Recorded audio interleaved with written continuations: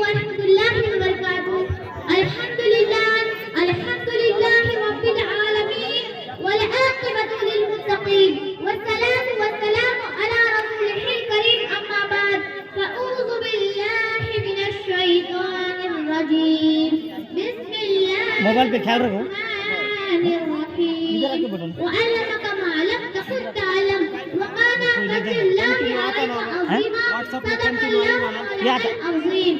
اور کوئی غم کیا چالیں لگا کر ہو بھلا، اور کوئی غم کیا تم سے نہا ہو بھلا، جب نہ خدا ہی چکا تم پر کروڑوں درود. محترم حضرات، آج میری تقریر کا عنوان التقاء مصطفیٰ ہے، اس لیے آپ حضرات نہایت اطمینان و سکون کے ساتھ تشریف رکھیں اور جو کچھ میں عرض کروں میری کلمات کو بغور سماعت فرمائیں. خطبے کے بعد میں نے جس آیت کریمہ کی تلاوت کا شرف حاصل کیا ہے اس کا ترجمہ یہ ہے: اے محبوب، ہم نے آپ کو وہ سب کچھ عطا کیا جو آپ نہیں جانتے، اور یہ آپ پر اللہ تعالیٰ کا بہت بڑا افضل ہے. حضرت کا علم لدنی تھا، میرے آقا وہیں سے لکھے پڑھے ہوئے آئے تھے. سبحان اللہ سبحان اللہ. حضرت گرامی، ہم اہل سنت و جماعت کا عقیدہ ہمیشہ سے رہا ہے اور ابھی بھی ہے کہ اللہ تعالیٰ کا علم ذاتی، ابدی، قدیم اور غیر محدود ہے.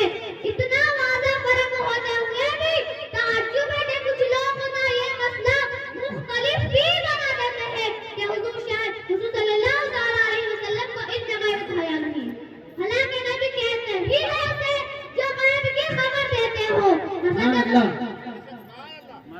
چنانچہ ابو جہل کی بارگاہ رسالت میں حاضر ہو کر کہنے کے اگر آپ نبی ہیں تو بتائیے میری مٹھی میں کیا ہے. اس بات کی روشن دلیل ہے اس وقت کا کافر ہونا بھی یہ عقیدہ تھا جو نبی ہوگا والا زمان غیر تابع ہوگا. سبحان اللہ بہت خوب. حضرت گرامی، یہ عمر حقیقت ہے کہ حضور نبی آخر الزمان صلی اللہ تعالی علیہ وسلم کے علم غیب کے ثبوت میں بے شمار آیات قرآن اور حدیث کریمہ موجود ہے. مگر میں بھی آپ کے سامنے اہل رسالت کے وہ واقعات بیان کرنا چاہتی ہوں جو غیب دان سے متعلق ہے تاکہ یہ بات اچھی طرح سے ظاہر ہو جائے. زمانہ رسالت کے قافلے و مشرین کو نبی اکرم صلی اللہ تعالی علیہ وسلم کے غیب دانی کے جلوے دیکھ کر ایمان لے آئے. مگر افسوس کہ آج ایمان کا دعویٰ کرنے والے، صبح و شام روزہ نماز کی تبلیغ کرنے والے اور اپنے آپ کو مسلمان کہلانے والے آج نبی کی غیب دانی کا انکار کرتے ہیں. حضرت گرامی، تاریخ کا وقت نگاہ کے سامنے لائیے. جنگ بدر میں جو کافر گرفتار ہوئے وہ سارے کے سارے بارگاہ رسالت میں پیش کر دیے گئے. سبحان اللہ. رحمت عالم صلی اللہ تعالی علیہ وسلم اپنے جانثار صحابہ کرام سے مشورہ فرما رہے ہیں: اے لوگوں، گرفتاروں کے بارے میں تمہاری کیا رائے ہے؟ صحابہ کرام میں سے بعض نے کہا: یا رسول اللہ، ہم لوگوں کی رائے یہ ہے ان سب کا قتل کر دیا جائے. لہذا کافی فریاد کر رہے ہوتے. ان گرفتاروں میں رحمت عالم صلی اللہ تعالی علیہ وسلم کے چاچا جناب عباس بھی تھے. حضرت عباس نے جنگ بدر میں آتے وقت اپنی بیوی ام الفضل کو اندر بلا کر کہا تھا کہ یہ اشرفیہ کی تھیلی، اسے سنبھال کر رکھنا، کسی کو خبر نہ ہو، یہ راز کسی پر ظاہر نہ کرنا. اگر میں سلامت آ گیا تو بہت اچھا، ورنہ اتنی اشرفیہ کو فلاں کو دے دینا. جب حضرت عباس بارگاہ رسالت میں حاضر ہوئے تو حضور تاجدار مدینہ صلی اللہ تعالی علیہ وسلم نے مطالبہ کیا کہ آپ فدیہ دے کر رہائی حاصل کیجیے. یہ سن کر حضرت عباس نے کہا: میں غریب آدمی ہوں، میرے پاس کوئی مال ہی نہیں، میں کہاں سے فدیہ ادا کروں؟ حضور تاجدار مدینہ صلی اللہ تعالی علیہ وسلم نے فرمایا: چاچا جان، آپ کا وہ مال کہاں ہے جو جنگ کے بدن میں آتے وقت آپ نے اپنی بیوی ام الفضل کو دیا تھا اور کہا تھا اسے سنبھال کر رکھنا؟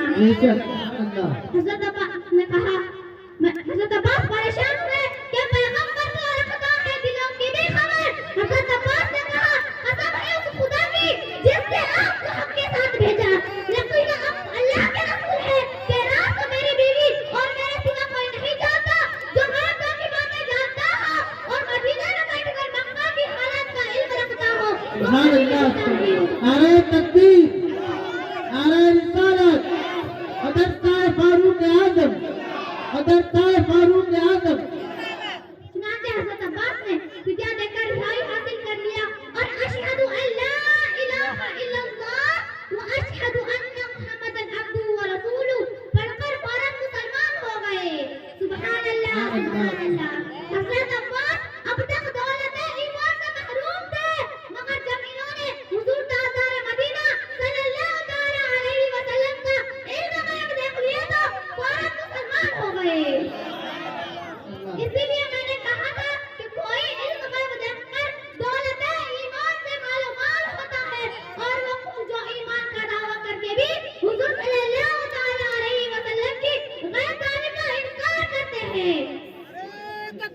اللہ اکبر یا رسول اللہ زندہ باد.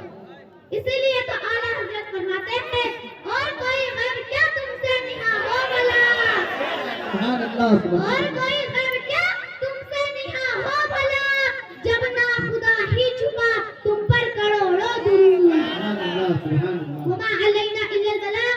السلام علیکم ورحمۃ اللہ وبرکاتہ. نعرہ تکبیر، نعرہ رسالت، مسلک اعلی حضرت، مسلک اعلی حضرت. نعرہ تکبیر، نعرہ رسالت.